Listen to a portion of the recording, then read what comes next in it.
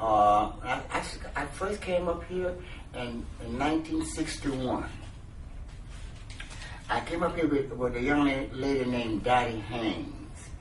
Dottie Haynes was a vocalist, but she booked the band. She came back to Detroit, and she put the band together. And she used as her band leader at that time was Dave Hamilton.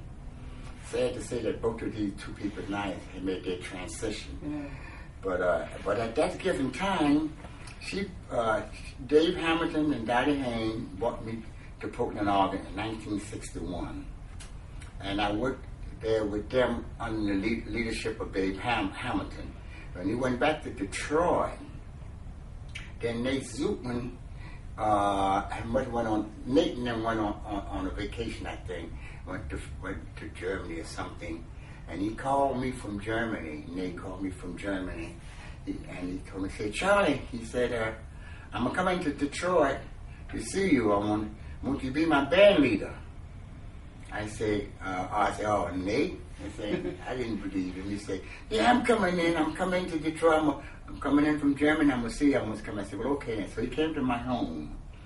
And then they sit at the table, and my wife fixed dinner, and his wife was with him, Charlie was with him. And we had dinner together. So he told me, he said, Charlie, he said, I want you to come to Portland, Oregon and be my band leader. I give you a 26-week contract and 26-week option, like that. So that was a whole year right off the top of the back, you know. Yeah. So he said, you come on and be my band leader.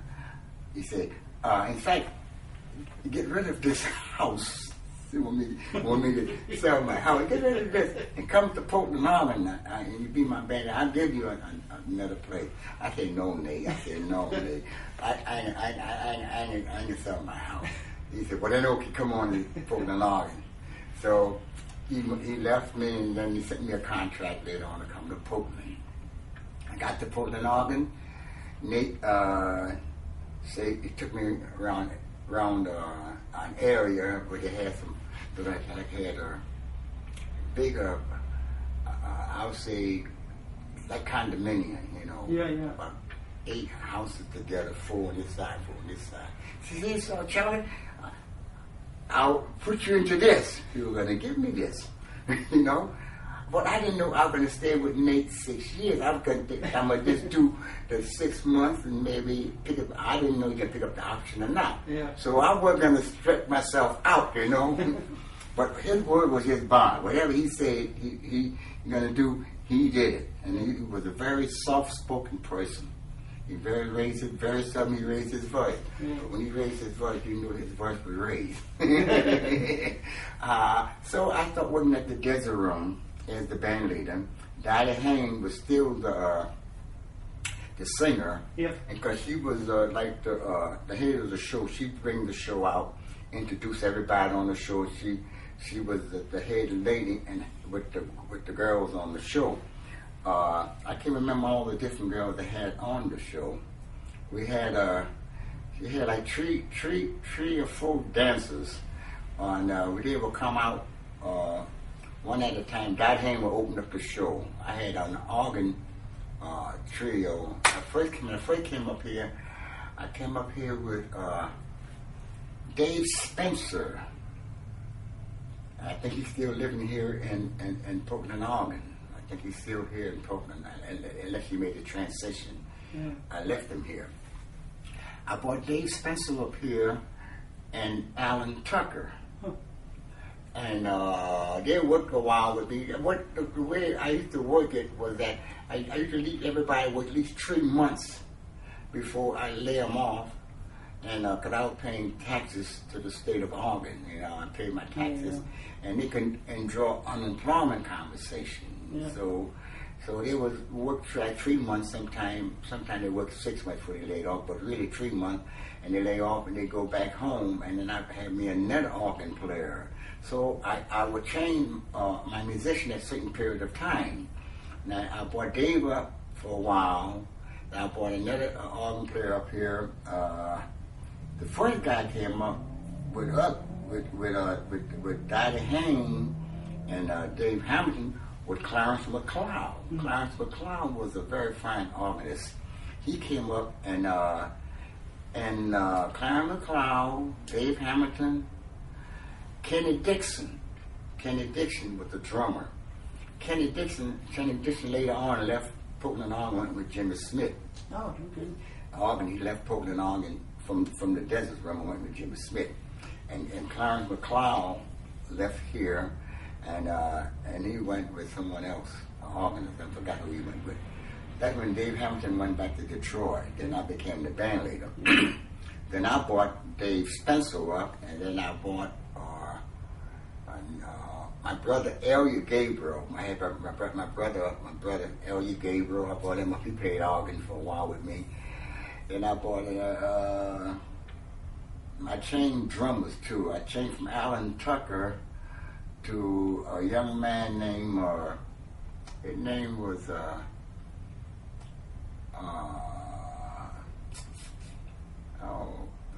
can't think of that boy name now for nothing, but it'll come to me later on. I brought him up. I wanted to go back to Detroit for a second and ask you, it dawned on me when we were talking on the phone, I wonder if Nate got the Detroit connection because of Boesky. Ivan Boesky? Do you think so? Yeah, I don't think, you know Ivan Boesky. He did? Oh yeah, they knew one another. Can you talk about who he was and how he related to you? Ivan Boesky? Well, Ivan Boesky is the son of the father name. Yeah. That's the one I was dealing with. Yeah, that's who I meant. Yeah, the older father. Older one, yeah. See? And his son was later on. Yeah. I met him through his son later on. Well, in Detroit, when I was in Detroit, I worked with a lot of the clubs in Detroit because the guy who booked me was named Pete Idice. I think his name was Idice, but he was a booking agent in Detroit. He booked me into the Brass Rail. But he'd been already booking me in a lot of other places because at one given time in Detroit, I was playing calypso music. It was very popular. I got to play calypso music from Ivan Boesky. He the one that had me start playing calypso music. I'll tell you about that now. He booked me into the Brass Rail, and I had all them different girls singing and singing. Each one did a different song, a different style of music. One would be a blues singer, one would be a jazz singer, one would be maybe do all Latin American music, habanero music. And so he came upstairs. I was working upstairs, and another young man named Bob Pearson was working downstairs, tenor player. He came to be a very good tenor player. Went out to Las Vegas and became the secretary of the union out there. I think he made his transition too. So he had the band downstairs. So Ivan Boesky came up there and said, "Charlie," he said, "I'm bringing a group in from the Bahamas. Bringing a group in from the Bahamas." And at that same time, Orlean and the Sun was a very popular movie where Halle Belafonte sang, "Day-o, day-o, daylight coming, I want to go home. Day-o, day-o, daylight coming, I want to go home." Singing those, "Daylight coming, I want to go home. That was huge. I work all night, I work all day. Daylight coming, I want to go home." So he came up there and said, "Charlie," he said, "I'm bringing this group in from the Bahamas. I want your band." Because we were the black band, and downstairs, Bob Pearson had a mixed group, So he wanted Bob to come upstairs and put the whole black band downstairs with all them girls, to be a part of the showdown for those guy coming from the Bahamas. And I said, "Mr. Boesky," I say, I don't play no calypso music. I don't know about no calypso music." He looked at me, "You want to work?" I said, "You want to work?" I said, "Yeah." He said, "If you want to come in here Monday, you'll be playing calypso." So that whole weekend, I got records, and boy, we practiced like a son of a gun that whole weekend, Friday, Saturday, and Sunday. And Monday when I went to work that weekend, that Tuesday, whatever it was, after we got all them records, got all them records. And boy, we would listen to those records and trying to learn them. And then when Tuesday came, we were playing calypso. But instead of having us go downstairs to play behind the girl and the boy from the Bahamas, he had changed his mind and let the band stay down there. Yeah. He let the band play it, but he had me upstairs. So I guess he wanted the same sort of one compliment than the other, you know. So I was doing more Latin American music upstairs while they were doing the show downstairs. So Mr. Bosky was a very fine man. Bosky, he was another person, never spoke loud. But they always speak like you and I, you know. Yeah. But they have a tendency to let you know that that's what it is, you know. But they say that's what it is. Yeah. I ran into another one. I had my calypso group working. This guy booked me all up through Canada. I was working in London, Ontario, doing calypso. I had my calypso band. I had a young lady named Peachy Levette, and I had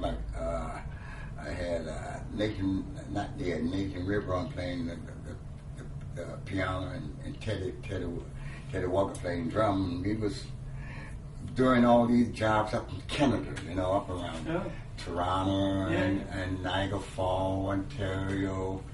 So the young lady I had with me, you might want to edit it out if you do it's okay, but I'm going to tell you anyway. The young lady I had with me was such a beautiful, attractive girl. Yeah. I got a picture of her.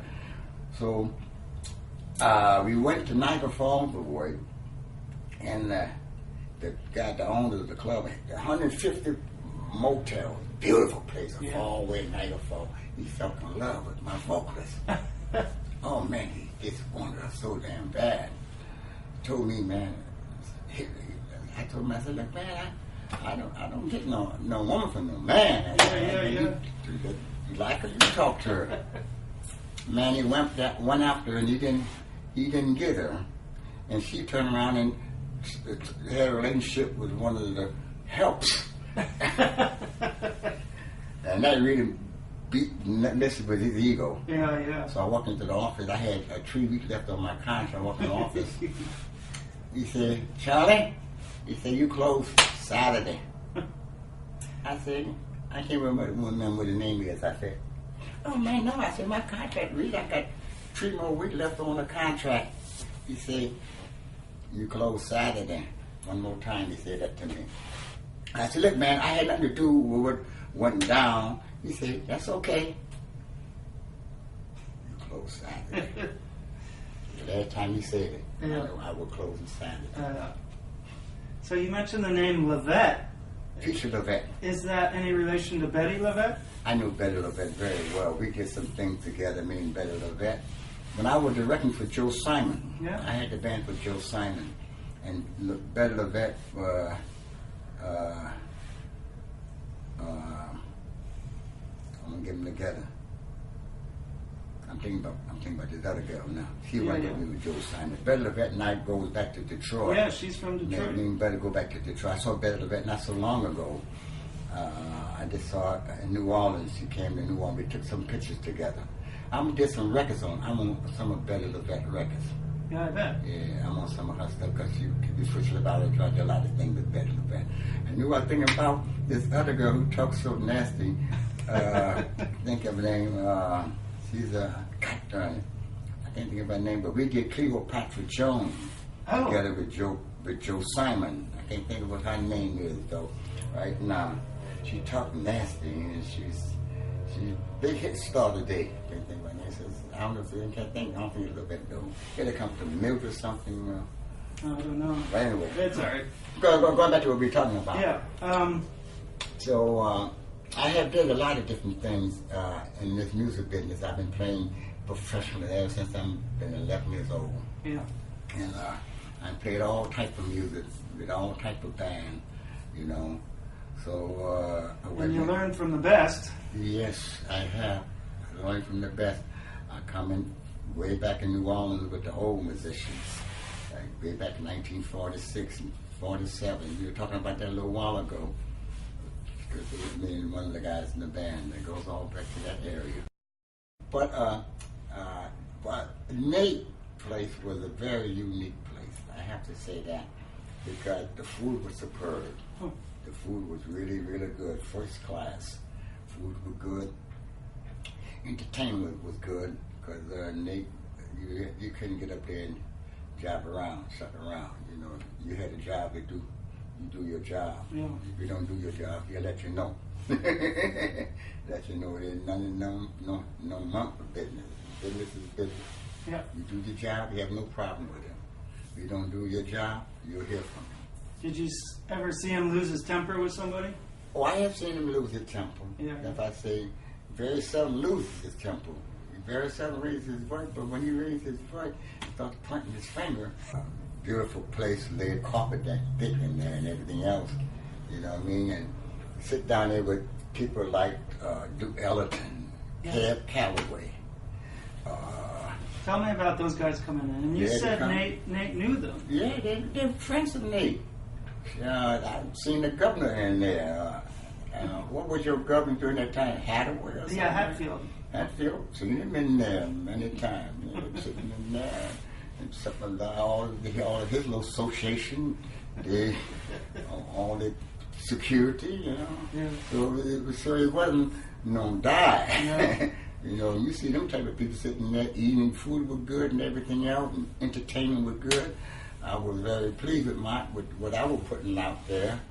I was trying to step on top of the current thing that was playing at that given time. I remember Nate brought in a singer from Rome.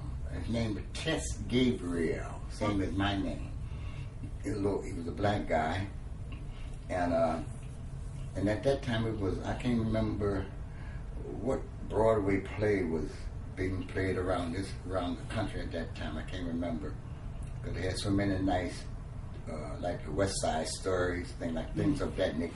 Well, it was something similar to like the West Side Story that this young man from Rome that Nate brought in were doing it. It wasn't the West Side. It was something else, but it's similar to that. And he was singing in English, then he sang it in Italian. See? And he spoke fluent Italian. See? In fact, I think he intimidated some of the Italian. Italian cat was there to be intimidated because he's too fluent Italian. He said, when I heard one of them say, he ought to speak in his native tongue and leave that language alone. Leave that alone. He ought to speak in his native tongue. He spoke about five or six different languages. Yeah, you know. Yeah. He's Italian, he speaks Swahili, and he speaks German, he speaks French, speaks Spanish. You know, man, they say he ought to speak in his native tongue. Leave all the other stuff alone. And he's some of them different languages. Yeah. You see, Nate brought that guy in, and Nate brought in. He brought in for the shows and things. He brought in one girl I remember. Her name was Ferretta. She did the Dance of the Seven Veil. Right. Dance of Seven John the Baptist. And how we did that, she had all these, nothing but scarves made her dress, you know, and it's all in fluorescent. Yeah. See, and you put the fluorescent light, and she danced on the floor, in the middle of this floor, and the bandstand was sitting up there, and she did the Dance of the Seven Veil, and the veil go up. We were playing things like the ladder. Then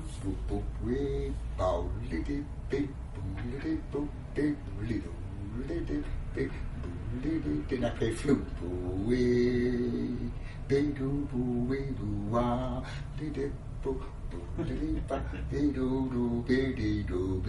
I'm playing flute. See, you dance. Oh, that was great, man.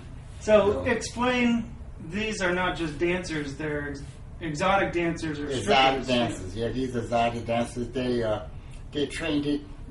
They know how to walk the stage and take off their clothes in such a beautiful fashion, you know. And then they dance.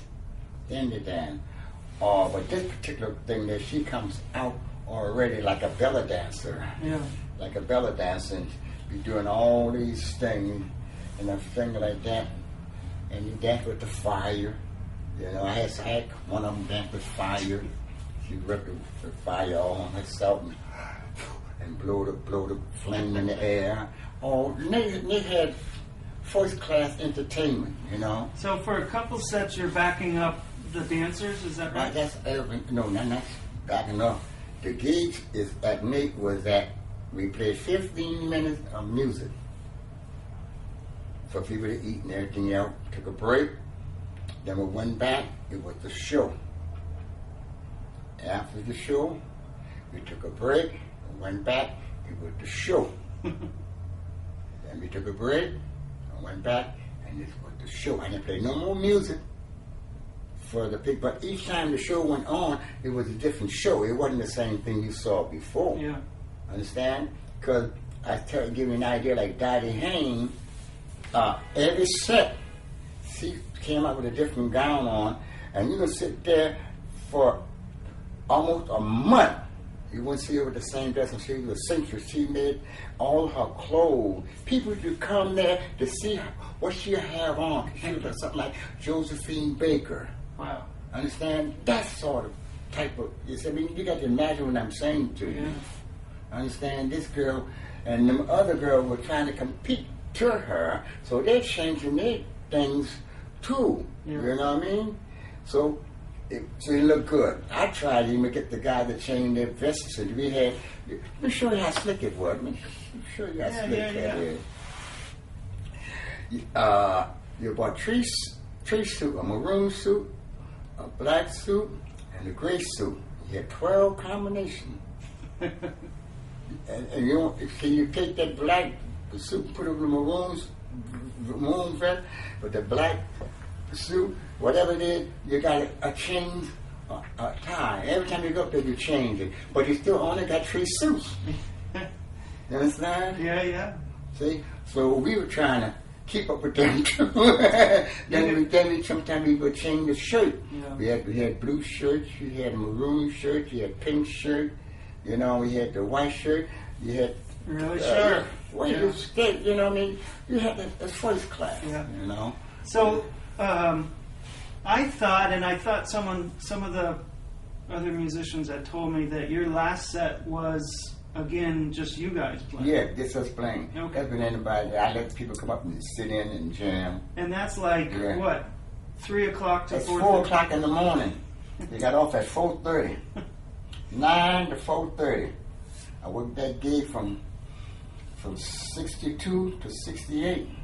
That's 6 years. But I liked it because I liked the person I was working for. Yeah. And I liked the environment. And then the money was good.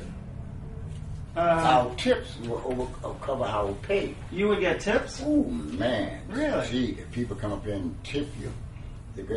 Diane sang one song, they'd give her $50. She'd have so much money in tips. She'd come in the dressing room, she put it all in her bosom. Yeah. And she just leaned down like this, let all the money fall on the floor, and she'd tell the guy, y'all give what y'all want. That's right. See, those are stories you don't ever hear unless you hear it from the horse's mouth. Isn't that something? I like that. Yeah. I'd like to see that, but now I have that vision in my head. Yeah. She would get tips and she put all the money up in here, you know? And when she get in the dressing room, she just open them and she just lean down, open her bra up, all the money fall. And she said, y'all give what y'all want. She go back out there and get some more money. Money was no problem getting in there. I wanted to ask you a little bit just about Portland in general at that time. You were too busy to play too many other places. No, I couldn't play too many places. I just played at the Jazz Room. Once in a while I did things for the Crystal when you had a Sunday off or something like that. And then the Cotton Club. Yeah, the Cotton Club. And those places I go to the Cotton Club would be done in daytime, but we'd be halfway sleepy, trying to hang out a little bit, trying to have another life other than just being in the club, you know. Trying to just break away from what you're doing to find something else to do. Yeah. You know, but I didn't have too much time for too much things, you know, because you work 6 days a week off. That one day you'd be so tired you'd probably sleep. So you were telling me you rehearsed at the Desert Room. Yeah. Before the shows. Yes. Yes, we rehearsed that together. And you would learn the new songs that you were Well, hearing? what usually happened, we call rehearsal sometime on the day off. We call it rehearsal. That means the different girls got different material that they want to do. Maybe one girl wanted to change her song to something else. Maybe she wanted to use a different type of rhythm, things of that nature, or maybe she got some music she want me to look at. And we had to bring one girl came in there with a band arrangement. Eddie Cummins came in there with a band arrangement for 17 pieces. And I got 3 pieces on the bandstand. 17 pieces. I had to take hot shot, literally, because they dance by what when they be dancing and they kick their legs a certain beat and a certain thing you have to play. It might be zubada boop boop beep. It might be that. It might be little bop, whatever it is. And she be dancing and that little bop don't come there. It's messed up. So I had to literally take the music and let her do what she was supposed to do. She hummed different parts that had to be at that particular spot when she dancing. She hummed those parts, and I had to look on the chart and find out where it is. Then I get it, and I make a notation of that. See, so I couldn't do all of that. It's too big of an arrangement. Yeah. See, with 3 pieces, but I would have to take out certain things out of that big band arrangement to play, you know, in order to do that particular thing, you know. It wasn't a piece of cake. Sometimes it was a little more work than you really want to get into. Yeah. But you try to please everybody. You try to please each one of them girls, because each one of them girls that dancing, they be competing against one another every night. They're not knowing it during it, you understand? Yeah. But they be doing self-conscious in their mind. Because this girl got a lot of applause and came off the band, oh man, and when she didn't feel that she got enough applause, you guys were playing really hard behind her. You didn't play as good that behind me as I was coming off. Things like that. You got all them little funny things to deal with in the world with, you know? Yeah. I don't think you sounded too good tonight behind me, baby. So you ended up being more than a band leader. It's almost like to keep peace. Yeah, a peacekeeper. Keep inside of that, because you got to. Because everybody got to be on the same page all the time. But you're working together 6 nights a week. You didn't have too many problems, but once in a while, some will come up. Can you talk about Tony Yelling in particular? Tony, it was a very fine lady. I can't say too much more than that. Tony was very elegant. Mm-hmm. She was tall, and she was beautiful. Yeah. You ever see her? I've seen photos and I've talked to her a lot. I like to see her. Yeah, well, we're actually trying to get her I like out. to see her. Yeah. She was very elegant. She used to sing, I think Tony used to sing, da da da da dee, da da da da da da squeeze me, boom, ba ba da dee, and she come out. She's tranced out. I ain't gonna transfer you, man. But anyway, she comes out very elegant, very good. And she comes out and she do all that little funny stuff, you know. And I'm playing ba ba ba beep beep ba, nice and soft. Ba ba ba da beep boo. She'd be trying to close up one. I would love to have seen that. Yeah, she's very beautiful. Yeah. Maybe we can get you to do, if we can get her out here, we'll do a little special show. Yeah, if you can get her. She's willing to come out, we just have to set it call up.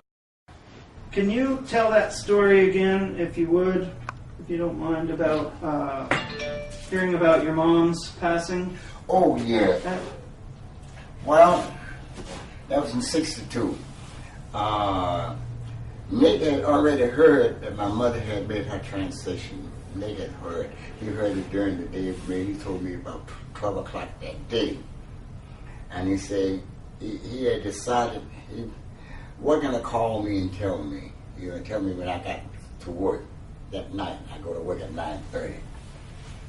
So I got to work that night, and he had decided not to tell me until about, might be around 12 o'clock. Around 12 o'clock. He started at 9:30, about 12 o'clock. And I'm glad he didn't, because it really would have made me be working under the strain. Yeah. So I came off the bandstand about 12 o'clock. I remember that good, because I was going to go to the dressing room. He said, Charlie, he said, come here. Look me in the eye. He said, he's a little short guy, Yeah. sweet as you want to be. He said, you want to find a sweeter person. He said, I've been knowing you since 12 o'clock today. He said, but I'm going to tell you, your mother made a transition today. I said, what? He said, yes, she made a transition today. He said, do you want to go home? I said, no, mate. He said, well, you want something to drink? I said, no. I don't want nothing to drink. I said, I'm going to go back to the bandstand, and I'm going to play. And I played Flying Home for my mother. And boy, I really played it that day. Played that. Yeah, she used to like me to play Flying. I used to play the horn. I used to play Flying Home upside down, the horn upside down, behind my back, through my leg. I was young, man. I did all that, man. Can't do that no more. So, to tie back in, especially that song, you had probably played that before with Lionel Hampton. I played it with Lionel Hampton. Can you talk about being in that band? Back It ain't too much I can say because I was just 17 years old. That's saying a lot. I was just 17 years old. Hampton had what you call a junior bebopper. See? It was, I know the date because I got it's in the paper. The saxophone player today, you see him, he got the picture of me with Lionel Hampton on his iPhone. I'll have him to show it to you, and maybe you might can get to it. I was hoping my nephew would have mailed me some of those emails to my wife, but I hadn't heard from him yet. Yeah. Anyway, Hamp was in Detroit in 1948, April, April the 23rd, this thing on the paper say. So my brother brought me down there to meet him, my brother Leonard. He was at the Paradise and told Hamp, not on the Paradise door to Hamp, said, I got the greatest saxophone player in the world out here.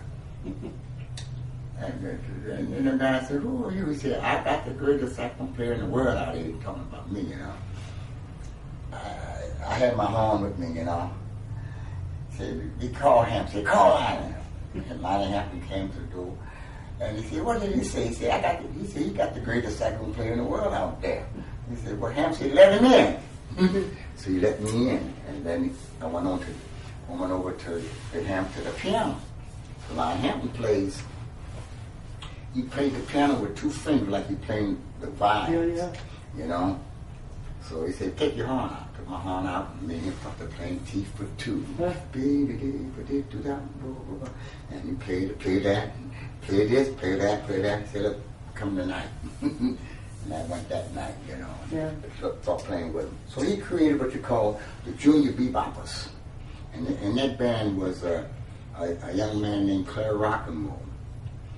And Bob Pearson, the guy I told you about that plays tenor, that was bandleader down there. Pepper Adam. You ever heard of Pepper Adam? Yeah. Pepper Adam. Clarence Beasley, and myself, we were the Junior Beboppers of Lionel Hampton. That is at that given time. But on this picture, I'm playing Flying Home with Lionel Hampton standing right next to me. You'll see that. He was playing with you at that time? I played with the big band. Oh, you were? I played with the big band. There was in the big band they had Charlie Gabriel on bass. Yeah. They had Milt Butler on piano. They had Fat Novell trumpet. Who else did I can remember? Red Fox was the drummer. Charlie Folk with the baritonist.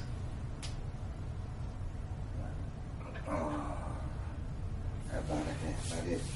So you were brought up to the big band? Oh, I played with him that particular night. Oh, I see. Yeah. That particular night. Yeah. I mean. Wow, what a thrill! At Yeah. 17? Oh, 7 years. I was 17 years old. But I had to work there with, before I even got the line, favorite line of Hampton and thing, I've been playing since I was 11. Yeah. So I was 17. I was already a seasoned musician because I didn't play with older musicians. Going back, we talking about blues player. I played with Lonnie Johnson, Oh, the old guitar player. You know about Yeah. Lonnie Johnson. I did things with Johnny Lee Hooker, you know. That in the blues area. Then in the traditional jazz thing, I go all the way back to T-Boy Renee, Kid Sheep, Kid Clayton, Kid Shot, Papa. I didn't play with Papa Celestin. I played with Georgia Lewis. I played Guy Madison. These old musicians that helped to nurse this music for the universe. That going all the way back in the 40s. See, so I was brought up through the ranks, you know. Then later on, by going to Detroit, all the cats like Barry Harris or Sir Roland Hanna, Tommy Flanagan, Kenny Burrell, all these musicians here, I came up into that area with some of them. You know what I mean? Especially Sir Roland Hanna, he could come to the house every day. Donald Byrd, you know. Before he went with Art Blakely, you know what I mean? We played together many times around Detroit. You come over to the house and everything else. We still the best of friends. Donald Byrd, Claude Black, Eugene Taylor, a lot of the cast went with Terry Gibb, Terry Pollard. So music been all I did all my life. Yeah. So everyone that you get in contact with gives you something. Right. See, you don't own nothing for yourself. Nothing is yours. Everybody give it to you. You just keep what is best for you. But believe me, you come in contact with all these different individuals. Everybody has an influence on you, somewhere, one way or another. You might not realize it, but you get something from everybody you meet. Yeah. You know, and if they give you anything good, you're gonna keep it. Yeah. That's the truth. Yeah. You don't own nothing. Everything comes from someone else. Just to bring in another couple names who you've been associated with or recorded J.C. with. Hurd. Yep. J.C. Hurd. I stayed with J.C. Hurd for 9 years. And I mean, he had a good group.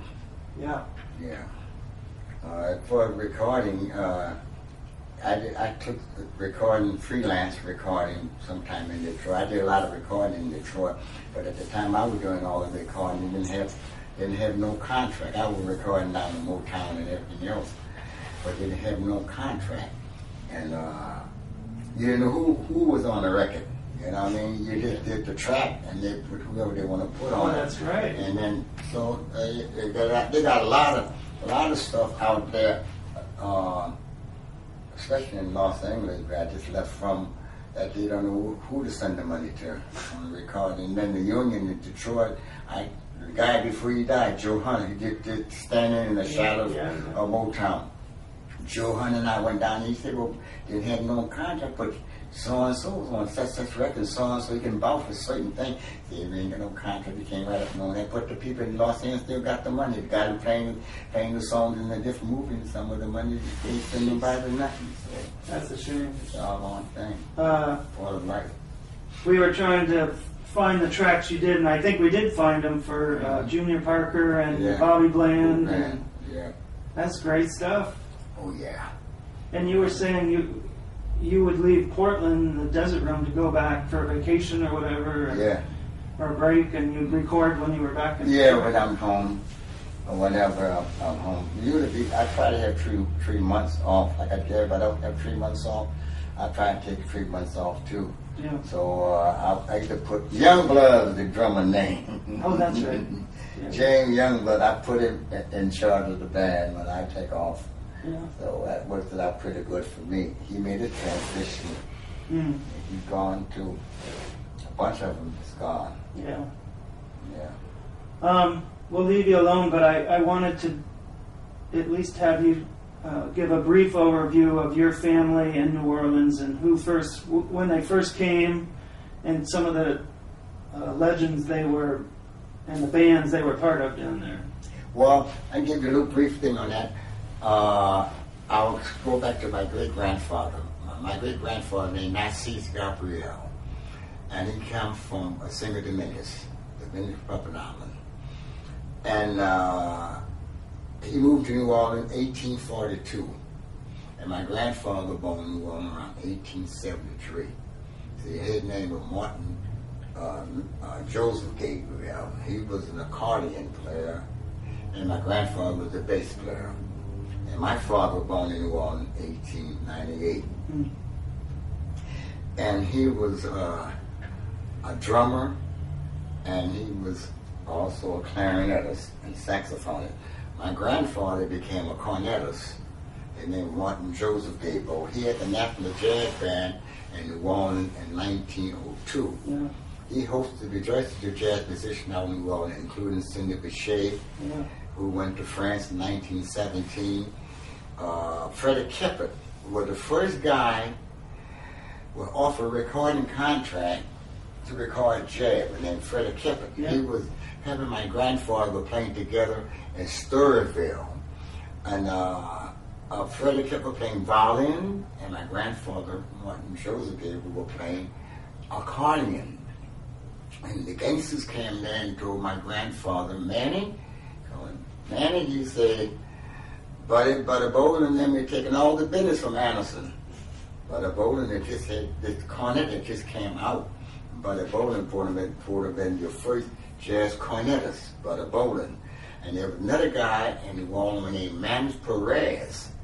He's supposed to be your first jazz cornetist. So their both career came up around the same time. They born around the same time too. Yeah. Buddy Bolin was born around 1873 too, around that time. And Manis Perez born around that time. So they never did find out who was the first jazz cornetist, but they say Buddy Bolin would be for jazz, and then you can hear him a mile away, but he plays by the water, you can hear him, you know. However, they told my grandfather that Buddy Bolin is still, and Manis Perez is still all the business from Anderson. That's in Sturville. And they said, well, we don't play no cornet. He said, well, you guys have cornets tomorrow. See? And the next day, my daddy told me that they had cornets, and having my uncle, my grandfather, and Freddie Keppert took lessons, and they became good cornet players.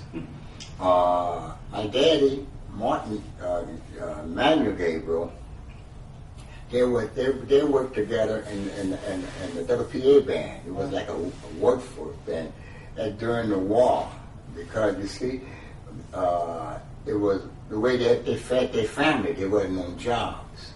So just the musician around New Orleans that I know of that helped to nurse this music just send it away, because see, Louis Armstrong was a boy who used to follow the national band around before he went into the boys' homes, what my dad told me. Yeah. And he was hanging out with a guy named Charlie Gabriel during the period of time he broke the light, sent him to the boys' home. Found out, supposed to be that found out his brother-in-law is my mother's brother, Charlie Gabriel. So Louis Armstrong, Charlie Gabriel was hanging out, from what I understand, would have been my uncle on my mother's side. I understand? So it's in the book too. I read that in the book, Charlie Gabriel. However, I met Louis Armstrong too through my father, you know. They had the National Jazz Band, but my dad was in the WPA band, where you had such guys like Willa Humphrey, Percy Humphrey, Red Clark, all these guys that I mentioned to you before, Kid Howard, Kid Sheet, Jim Robinson, Jim Little, all these old musicians. These are the guys, if you look up in the New Orleans Jazz Encyclopedia, you'll see their name, you know. Louis Contreras, Sam Lee, all these. So all those musicians was my father's friend. They was all playing together in different bands. Well, my dad would take me to all them rehearsal when they be rehearsing with the band. I'm about 7, 8 years old. So I'm sitting there among these musicians. I don't know who they are. I didn't know nothing besides that I wanted to play music, you know. So I would go and sit through their rehearsals and mingle with them.